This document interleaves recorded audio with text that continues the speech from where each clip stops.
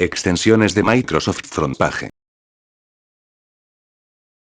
Con la evolución de la comunidad de Internet, y con la creación de la escena del comercio electrónico, la necesidad de un sitio web personal se hizo aún más grande. Y aunque no todo el mundo puede permitirse el lujo de contratar a un diseñador web profesional, casi todo el mundo usa Microsoft Windows y Microsoft Office.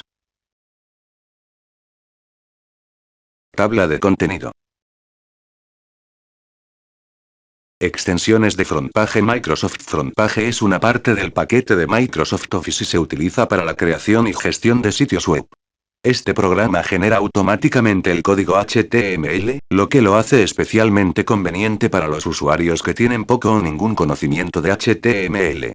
Muchas personas piensan que el uso de las extensiones de Frontpage es mucho más fácil en comparación con otros programas de fomento de la página web, y que esta es la razón por la que está siendo ampliamente utilizado. Además, a diferencia del caso de otros programas, la administración de un sitio web es fácil, que ofrece una buena organización y presentación de los archivos de trabajo. Frontpage también contiene ayudando programas, wizards, que ofrecen muchas plantillas.